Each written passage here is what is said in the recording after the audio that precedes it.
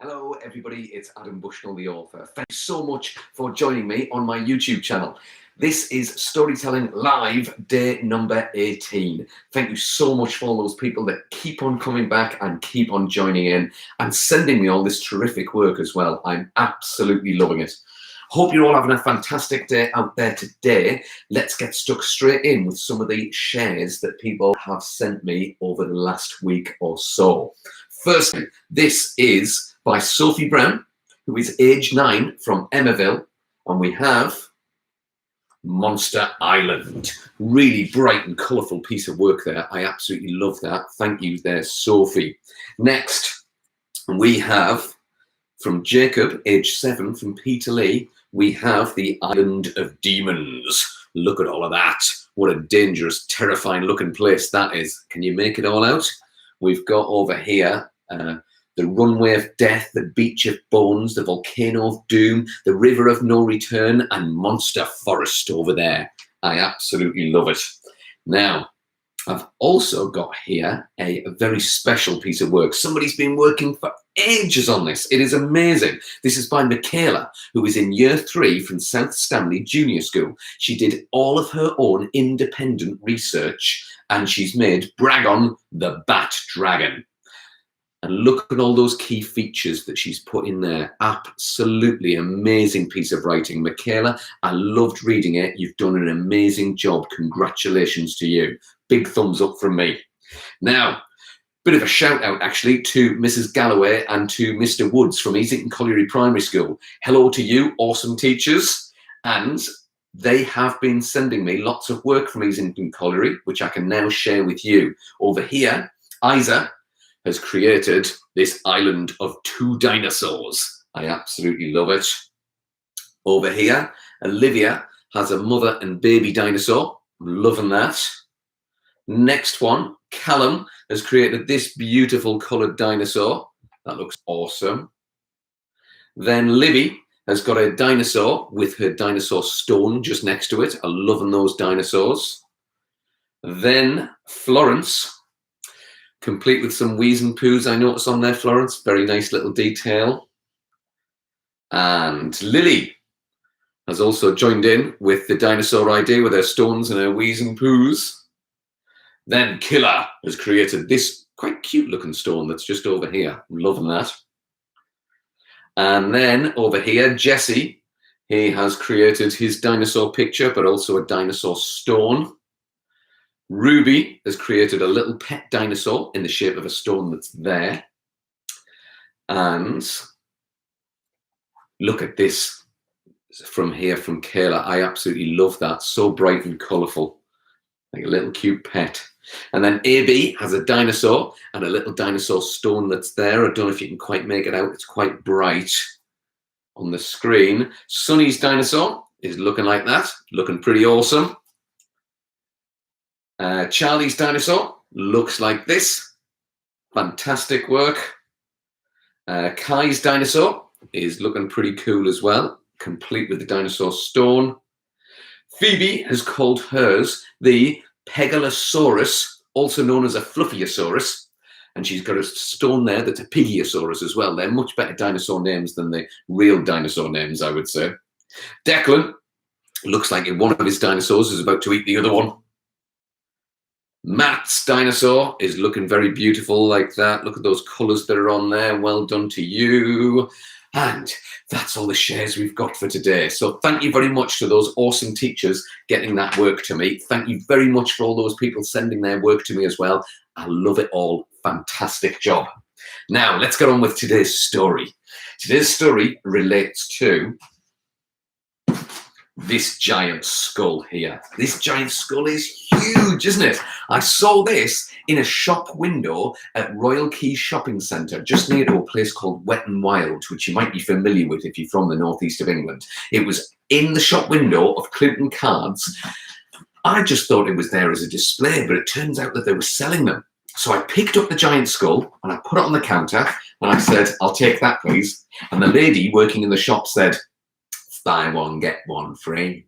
So I then picked up another one and I put 2 giant skulls on the side. I went to pay, and after I did pay, she didn't really have any bags big enough for me to carry the skulls. So in the end, what I did was I walked around Royal Quay Shopping Centre with 2 giant skulls.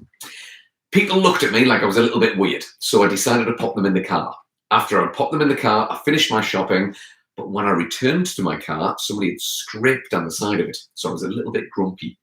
I drove to my local garage and asked how much it would cost to have the repair work done, and they told me, "Never mind about your car, what's that in your back seat?" And I said, "Well, it's giant skulls, I just picked them up in Clinton cards." These mechanics thought the giant skulls were amazing. So in the end, I gave one of the skulls to them. And in return, they drilled this skull, drilled some holes through it so you can wear it on your head.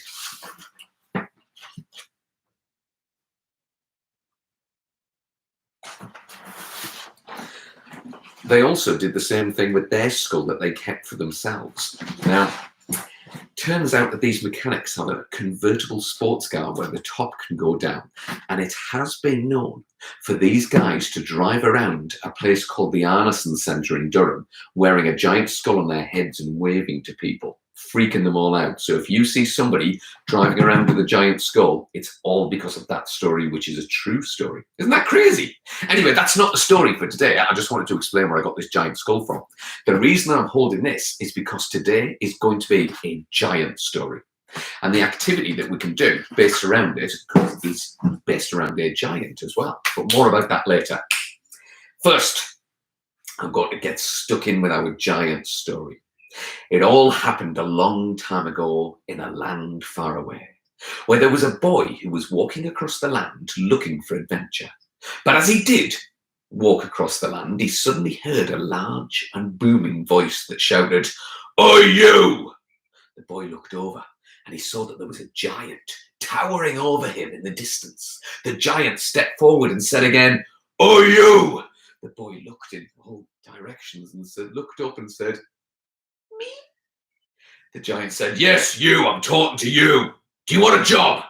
The boy said, "Doing what?" The giant said, "Cleaning my castle. It'll take you ages though because it's massive. But if you do a good job, I'll give you a box of golden coins. What do you think?" The boy said, "Yeah, okay, I'll take that job." The giant put out his hand. The boy hopped into it, and the giant carried the boy over to his castle, which was indeed a huge, vast and immense place. The boy got to work right away. He started cleaning the castle, which was filthy with dust and cobwebs, and it took the boy a whole year to clean it. But at the end of that year, he was sweeping the last of the tallest towers. Walking up the spiral staircase, he got to the top floor. He opened a door that led to a small room at the top of the tower where 3 girls were sat. Each one was more beautiful than the last. And the 3 girls looked and waved. And the youngest of the girls said, "Hello." The boy said, "Hello yourself." She said, "We've been watching you for a whole year cleaning this castle, and well, I, for one, I think you're very, very handsome." And the boy said, "Well, thank you. I mean, you're beautiful." And she said, "Oh, thank you very much." And he said, "I don't suppose you'd like to get married, would you?" The girl said, "Oh, well, I'd love to, but we'd need to ask my father's permission." "I'll do that," said the boy, "and I'll come back in a minute." He walked down the spiral staircase, went out into the courtyard where the giant was waiting. The giant said, "Well done! My castle has never looked so clean and tidy. Here's your box of golden coins."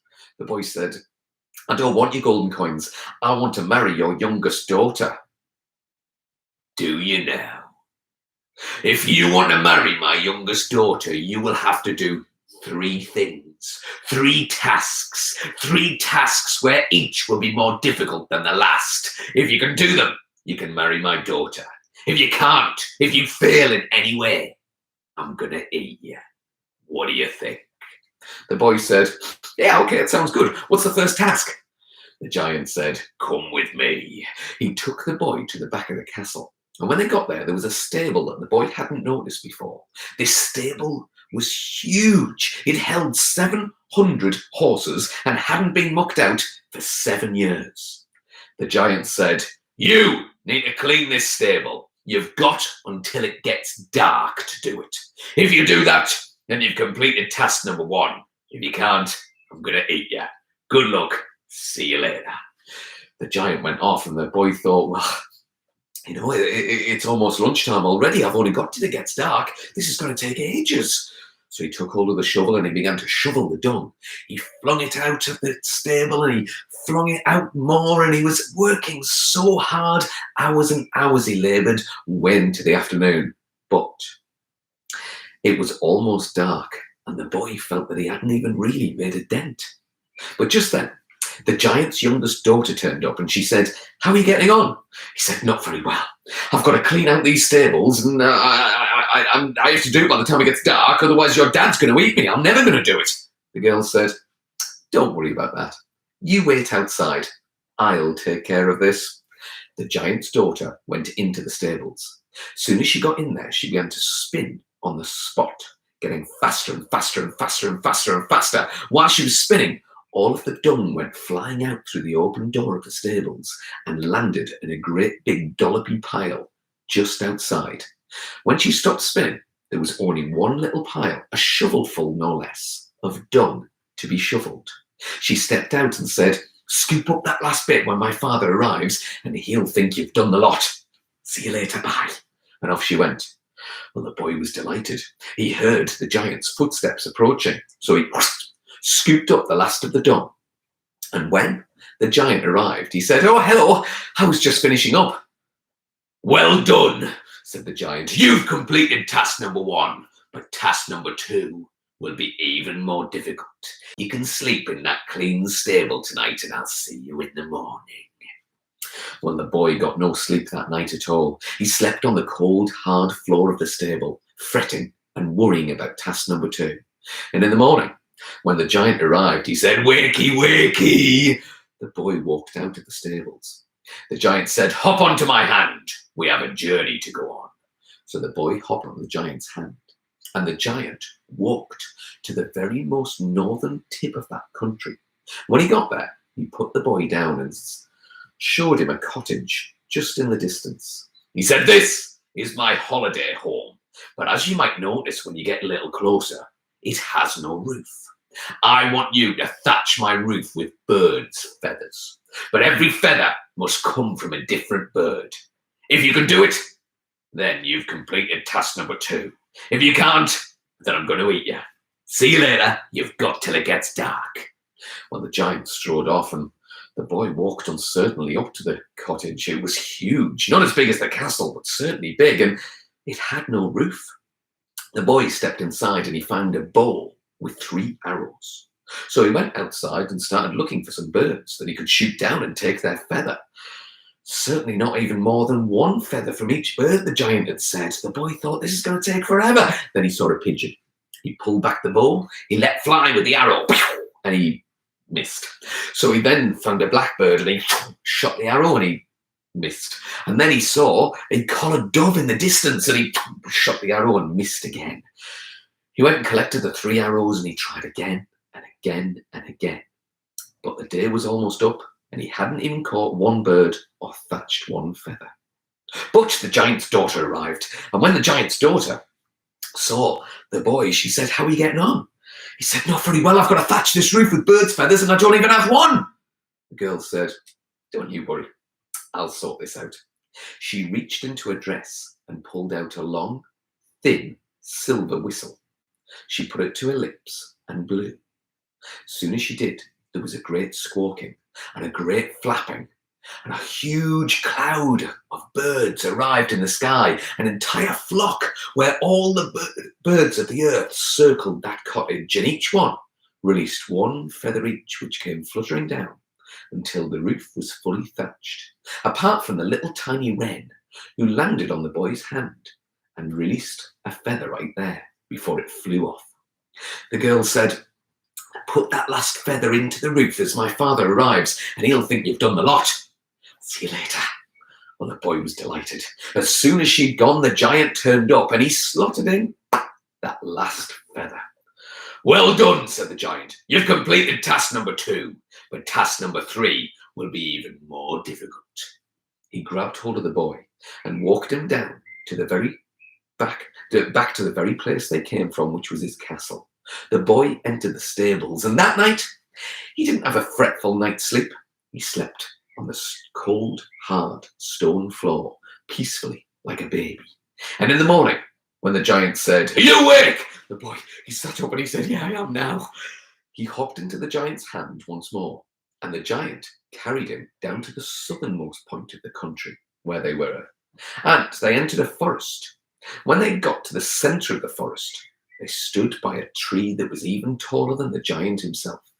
The giant put the boy on the ground and said, "At the top of this tree, there is a nest. In the nest, there is a golden egg. Get me that golden egg, and you've completed task number 3. If you can't do it, I'm going to eat you. See you later." And the giant went off. Well, the boy tried to climb the tree, but the branches were too high for him to reach, and the bark was too smooth for him to get a proper grip. He jumped up and he tried again and again and again, but he just couldn't do it. Until at last, the giant's daughter arrived. She said, "How are you getting on?" He said, "Not very well. I've got to get to the top of this tree and go and collect a golden egg. Any chance that you can go and get it for me?" The girl said, "No, not this time. This is something that you have to do yourself." The boy said, "Well, what can I do? I can't. I've been trying all day." The girl said, "I've brought a knife. I think that you could cut open my body, pull out my bones, and use my bones as a ladder to climb to the top." The boy said, "But you'll be dead." The girl said, No, I've thought of that. I brought a magic potion. Put the bones back in when you're finished with them, pour the potion over my body, and I'll come back to life." The boy said, "I'm not doing that. I'm not going to pull your bones out your body. Ugh, be disgusting." The girl said, "You have to. Because if you don't, we won't get married. And worst of all, my father will eat you. If you don't do this, you'll die." The boy looked at the knife. He looked at the girl of his dreams, the girl that he loved, and he stabbed her. And he pulled out bone after bone from the body. He nearly went mad. It was so disgusting. And they started to put the bones in the tree. And eventually, he climbed to the top of that tree using her bones as a ladder. The tree was so tall that he used every bone from her body. And as he got to the top, he slotted in a little toe. And then he saw the nest. He reached in, collected the golden egg. And as he climbed back down, he threw the bones from the tree and dropped them to the floor one at a time. Eventually, he put all the bones back in her body when he got to the bottom. Then he took the magic potion that she'd given him and poured it over her. All the bones went back into their rightful places. All the wounds healed right up. And suddenly the girl got up. She stood up. She was alive. And she said, "Did you do it?" The boy said yes, but he was a bit distracted at this point because he'd noticed that he'd left a little toe at the top of the tree. He said, "Yes, my darling, I did it. I got the golden egg. And are you well? Are you okay?" She said, "Yes, I'm perfectly well. All my bones are in the right..." "Where's my little toe?" The boy said, "I left it at the top of the tree. Sorry." She said, "I've got new shoes for the wedding. They probably won't even fit now." "Oh, well, never mind. Doesn't matter. Listen, give that egg to my dad and he'll tell you that we can get married. You've done it. You've completed task 3. Well done, my love." And so off she went. The boy held the egg and watched the girl go. Soon as she'd gone, there was a thudding sound as the giant arrived and he said, "Well, have you got me the golden egg?" The boy held it out. He said, "Yes, here it is." The giant looked annoyed at first, but then the giant changed. He smiled and said, "All right then. Yes, you've completed the 3 tasks and you can marry my daughter. If you can tell me which one of these 3 she is." He clapped his hands 3 times. 3 white swans appeared in the sky. They began to fly around the giant's head. "One of these swans is my youngest daughter. Which is it?" Well, the boy couldn't tell the swans apart. They all looked identical. He couldn't tell which one was the young... But then he did notice one of the swans was missing a tiny toe from its webbed foot. And the boy said, "I think that one's your youngest daughter." The giant turned a scarlet colour. He clapped his hand just once. 2 of the swans flew away. One of the swans landed on the ground and turned into the giant's youngest daughter. "All right, you can marry her, I suppose," said the giant. Well, the boy took the girl's hand and they walked out to that forest. And what happened next? Well, I'm going to tell you that on Thursday. This is a two-part story. And that was only part one. I hope you enjoyed it. It's called The Giant's Daughter. But I wonder what that giant looked like. You know, I've been learning a lot about illustrating by looking at Liz Million's YouTube channel. So I'm going to have a go at illustrating the giant myself. I think he's probably got one great big eye and one smaller eye. I think he's probably got a big fat nose with hair hanging out of his nostrils. I think he probably had a grumpy looking mouth with maybe some jagged, sharp teeth sticking out. I think his head might have been bald with maybe one or two hairs here and there. And his ears, one of his ears was chewed off by another giant. And there's his other ear with a few hairs coming out. Now, to make him look strong, I'm going to put his shoulders not down there, but actually over the top of his head, so that it looks as though he's quite strong. There he is. And his hands are pretty huge as well. In fact, I'm running out of space. I'm not going to be able to fit him in. Maybe his ragged top end's there and his belly hangs out underneath. There's his belly button with hairs hanging out too. And then his legs and his trousers go down there. I'm more interested in his feet though. I reckon giant feet would be disgusting. In fact, I'm going to close my eyes and imagine giant feet. I would imagine that they would be huge like boats. I'd imagine that they're covered in veins that are crisscrossed here and there. And imagine that the toenails are long, yellow, and cracked and snapped. And imagine that there might be a clear, shimmering mist rising from each foot with flies buzzing around. But that's just how I'm imagining a giant's pair of feet. This is what my giant looked like. Maybe you could design a giant and send it to me. I reckon your pictures are going to be much better than that one. Maybe you could describe the giant to me. Maybe you could write down what you think is going to happen next in the story and send me that. And then when I tell part two on Thursday, we'll see if you are right. I would love to receive your pictures, your models, your writing, and everything else. So please do send them to me. Get in touch via my website or via Facebook, Twitter, Instagram, or even just from the YouTube channel. On the YouTube channel, any comment that people are putting on there, I am replying to. So make sure you get your comments on there. Make sure you hit that like button if you enjoyed that story as well. Well, part one of that story. Now, in terms of shout outs, ladies and gentlemen, I only have one shout out for you today. Other shout outs that I've had requests for example, Everly Lane, you're getting a shout out on Thursday. Other shout outs like that, I'm going to do on Thursday. So any shout outs that I've missed from today, don't worry, they will happen on Thursday. But today's shout out is reserved purely, solely, and utterly for Shay. Happy birthday, Shay. I hope you have an amazing day. I know it's on lockdown, but I hope you have a good day anyway. And this story today is dedicated to you. So happy birthday, Shay, and hopefully I'll get to see you again soon. In the meantime, everybody else, I want to do as many shout outs as possible on Thursday's YouTube broadcast. I am not going to be broadcasting over half term, so no broadcasts next week. And I might have to start visiting schools again now that the lockdown's lifted slightly. So Thursday could be the last live broadcast that I do. But I'll make sure I record lots of other stories to go on this YouTube channel anyway. In the meantime, hop over to Liz Million's YouTube channel. Don't forget you can learn about illustrating all kinds of different things on there. Don't forget as well to tell your friends and family about this YouTube channel. Even if I'm not broadcasting live, I'm still happy to do the shout outs. I'm still happy to share the work, etc., etc. So let's keep this going, everybody. And thank you so much for tuning in once again.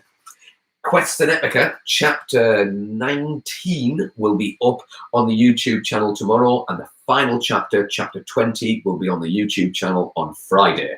And then it's half term. So it'll be the end of the book, the end of the live broadcasts, but after half term, There'll be lots of things going on to the YouTube channel then. So I hope you keep on tuning in. Thank you so much for joining me today, and I hope to see you on Thursday for part 2. And don't forget to watch out for people in cars driving around with giant skulls. Bye for now, everybody. If I can find how to end this anyway. Bye for now.